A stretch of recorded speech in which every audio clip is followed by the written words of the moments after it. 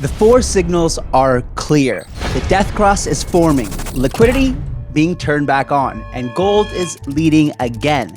And the macro setup, policy, fiscal flow, and institutional participation is lining up four major signals that just flashed. Bitcoin's next leg up could be just days away.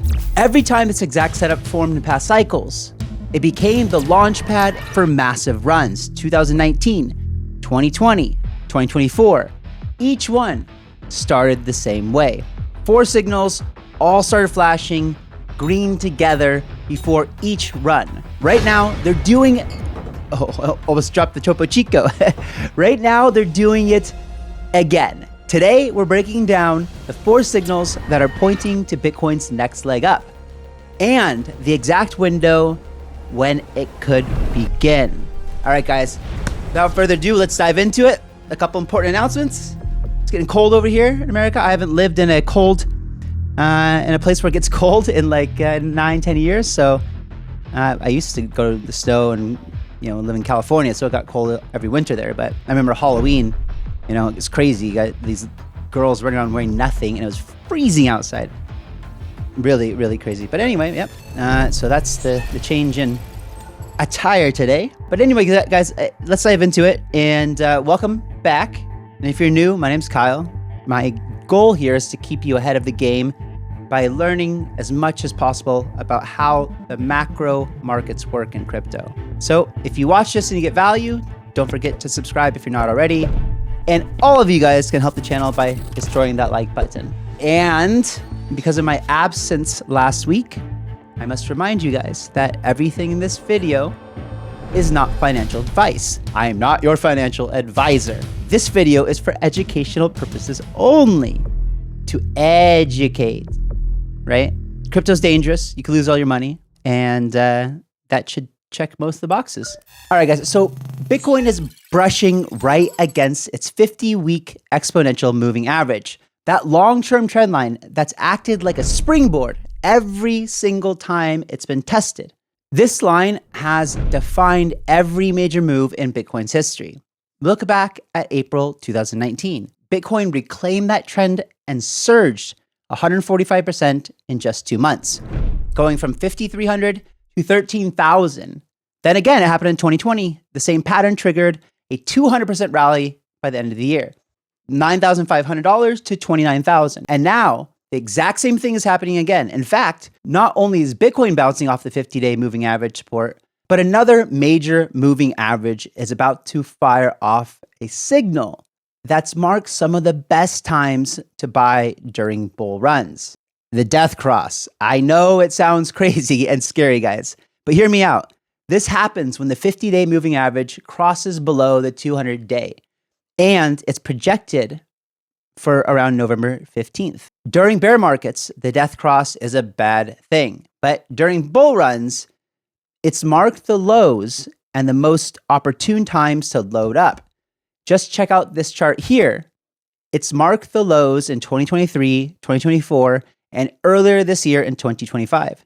Historically, whenever that crossover appears, it is the signal that the correction is done and the next phase of expansion begins.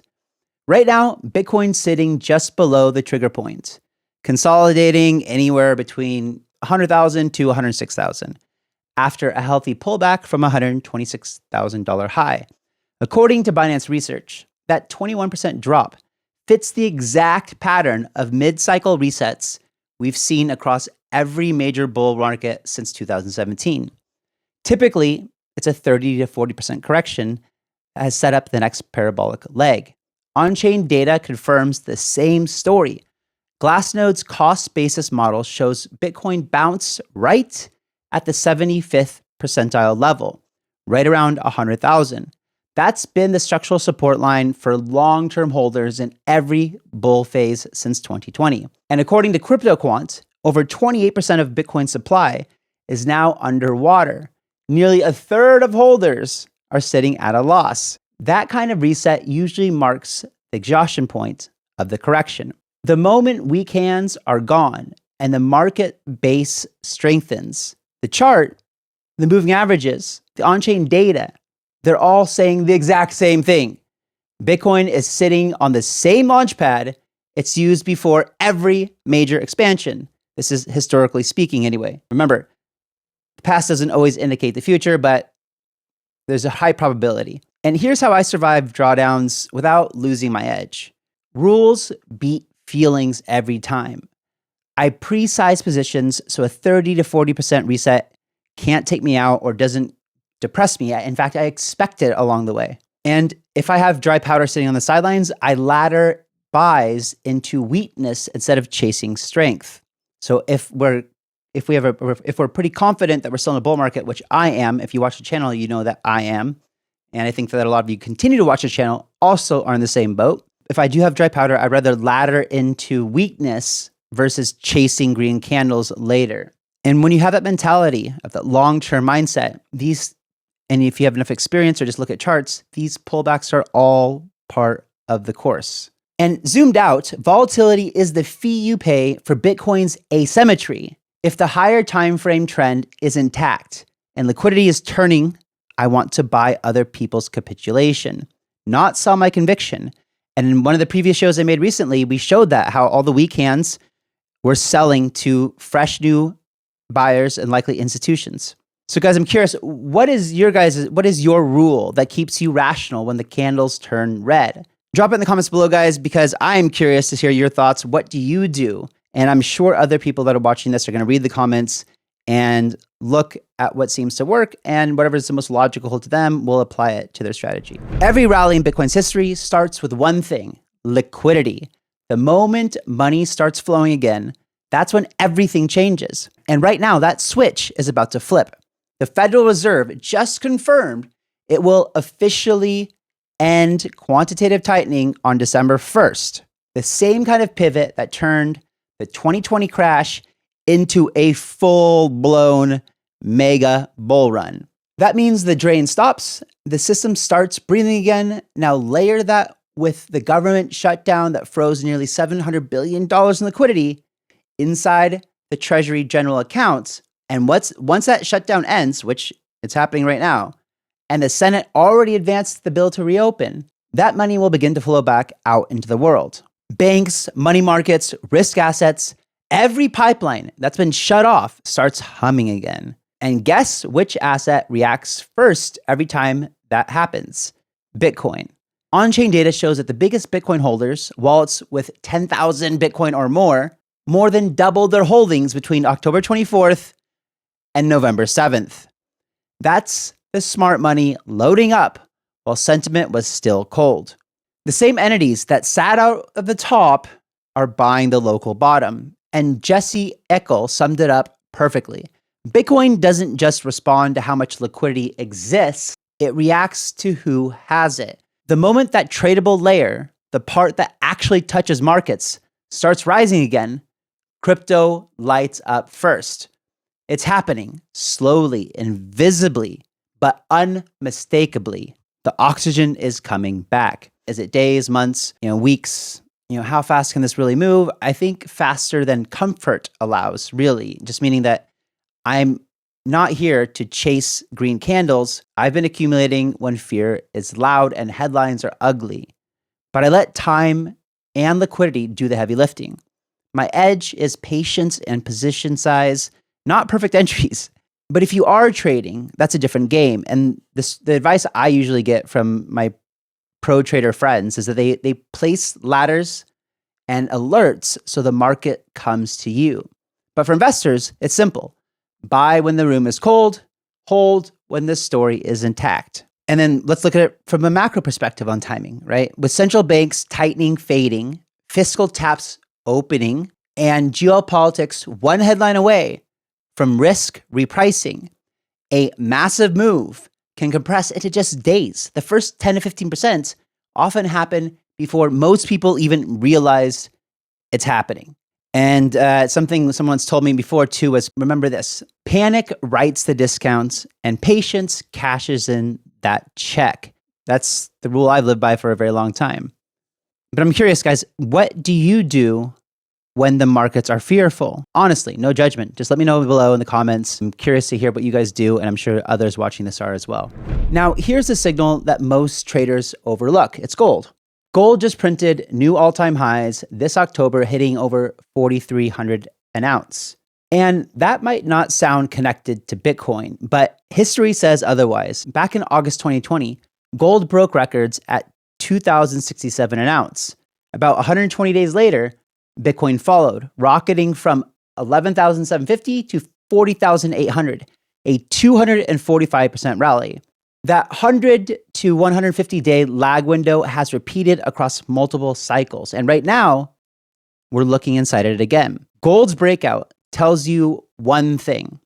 Investors are rotating into hard assets before liquidity expansion. And every time gold leads, Bitcoin follows with amplified returns. So that pattern points to a January through March 2026 window for Bitcoin's next major acceleration. It's the same rhythm we saw when the pandemic liquidity collided with gold's breakout in 2020. Except this time, the liquidity is coming from both monetary and fiscal sides. The Fed's policy shift, the government reopening, and the direct stimulus through Trump's new tariff dividend all line up within a few weeks of each other. That last one I just mentioned is a big one. Do you guys remember the COVID stimulus checks? Yep, that's crazy, right? We saw some crazy moves last time that happened, and it's about to happen again. Back in 2020, the government sent out $1,200 checks. If you used that to buy Bitcoin, it would now be worth $21,000 today. That's the entire system in one line. They print, you get diluted unless you opt out. Bitcoin rewards those who leave the system. Gold's already reacting to the news. Bitcoin historically reacts next. And guys, look, I have nothing against gold. In fact, I have quite a bit of it that my jeweler has made for me. If you guys remember, all this stuff, I'll put his link in the description below. That's sick, right? That's all gold, all solid gold, has big Bitcoin on there. That silver is meteorite in the back behind the Bitcoin. And then on the sides, I don't know, you can't see them, but like there's DNA on the sides carved in there. Awesome. So I'll leave Sam's link in the description below. If you guys, this is not an affiliate thing. I don't make any money. I just love the jewelry. It's also increased like 2x since I got the pieces. So yeah, they go up in value. And I think, Bitcoin and gold both will continue to go up in value on a long-term horizon because we're comparing them to the dollar. Because the dollar has no bottom, that means very scarce assets like Bitcoin and gold have no top. But in my opinion, I do believe that Bitcoin over the next 10-year period or whatever will certainly outperform gold by orders of magnitude. So guys, this is where it all connects. The macro reset that ties the cycle together. The US Senate has officially passed the amended appropriations bill to reopen the government and fund operations through January 30th, 2026. The vote moved faster than anyone expected. And one source joked, quote, "I thought they wouldn't be done until later tonight, but they sped through that shit. They want out of this town." The bill now heads to the House while senators head home for the rest of the week. Once President Trump signs it, the SEC and the CFTC get back to work, and that means ETF approvals, rulemakings, and enforcement clarity can finally resume. And we're already seeing progress. Today, the US Treasury and IRS issued new guidance giving crypto exchange traded products, ETFs, ETPs, a clear path to stake digital assets and share staking rewards with retail investors. This move boosts innovation, strengthens investor benefits, and reinforces the US as a global leader in blockchain and digital asset technology. Staking is key here, guys. It's the bridge between passive holding and active network participation, and it opens a new era for ETF investors to actually earn while they hold. The CFTC already confirmed it's preparing to allow leveraged spot crypto trading on US regulated exchanges for the first time ever. That unlocks a brand new layer of institutional participation, leverage, but inside compliant rails. At the same time, Trump just announced a $2,000 tariff dividend for most Americans, funded by tariff revenues. That's roughly $400 billion in new liquidity headed straight into consumer spending. A fiscal jolt right as monetary tightening ends. And guys, also there's speculation that he's holding off on any new tariffs until the Supreme Court rules on his existing tariff policies until early 2026. That pause gives markets room to breathe and break from the volatility that normally comes with tariff headlines. Institutions are already positioning for what comes next. JP Morgan's latest report projects Bitcoin reaching $170,000 within 6 to 12 months, citing leverage resets and improved volatility versus gold. QCP Group says the market's handling old supply sell pressure far better than in the past years, comparing it to how Bitcoin absorbed Mt. Gox and Silk Road liquidations without breaking trend.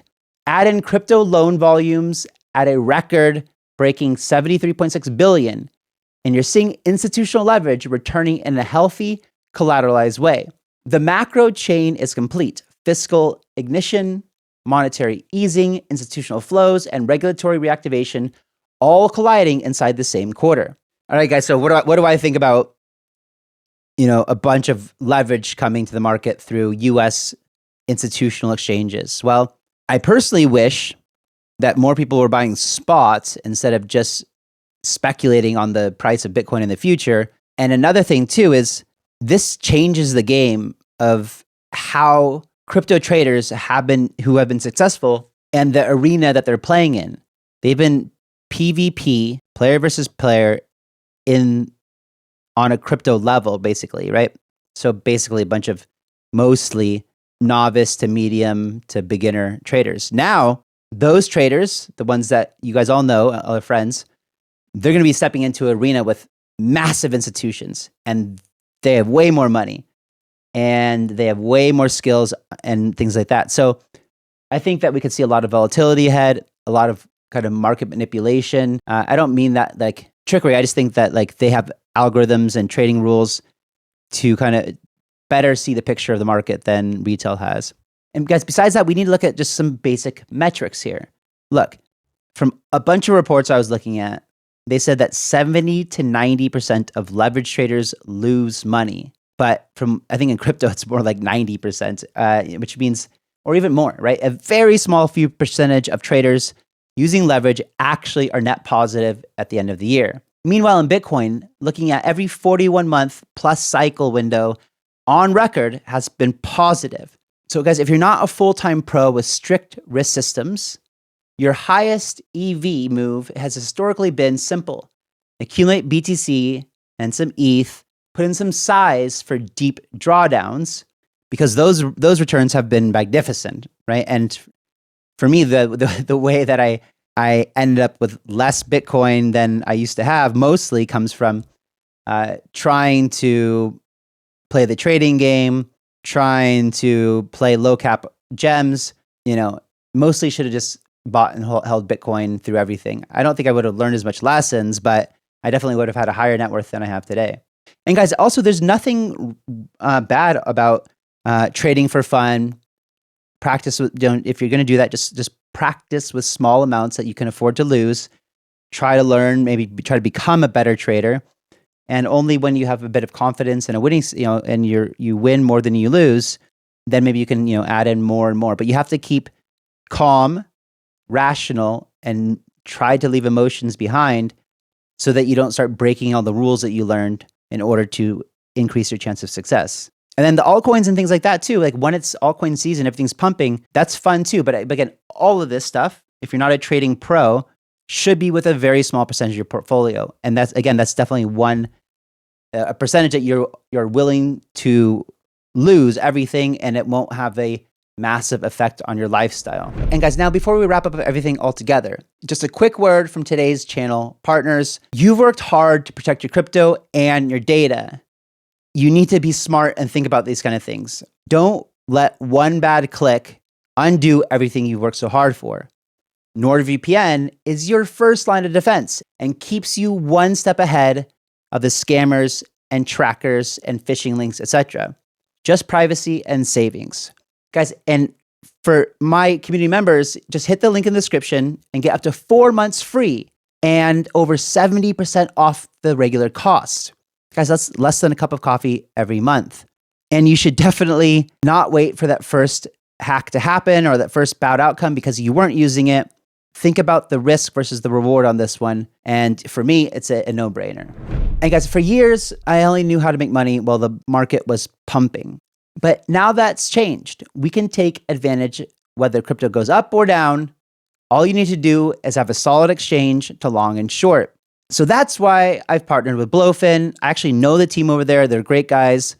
And they're a global exchange with low fees and every trading pair you could want all in one place. So whether it's spots or leverage, and again, we talked about leverage in this video, and I also believe in self-custody. But if you are someone who trades and you want to use a centralized exchange, BLOFIN has been great to use. Great exchange, great front end, very reliable. And yeah, I just like the interface over there. And like I said, when I decide to play with a little bit, and I do, again, this is gambling money for me, but some of you, your whole thing might be leverage trading, and maybe you're really good at it. So that's why I was happy to partner with BLOFIN because I actually use it myself and I know the team. And they're running some really big promotions right now. They're so big that even my compliance ChatGPT that makes sure that these videos are compliant with community guidelines said that we couldn't say what they were actually doing. So if you want to check out what they're doing, that's so big that I couldn't even mention in the video, make sure that you guys click the link in the description below.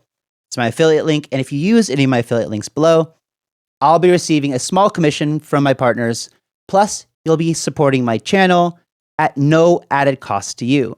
Thanks again for today's amazing channel sponsors. And let's get back and wrap this show up. Every cycle has that one moment where conviction wavers right before acceleration. The part that makes everyone want to throw in the towel and give up. Right now, before the markets take a sharp turn and starts heading higher. Social interest in Bitcoin and crypto is near cycle lows. Everyone's quiet. It feels like nothing's happening, but that's exactly what it looked like before every major breakout. The chart structure, the liquidity triggers, and the behavioral setup are all identical to what we've seen before.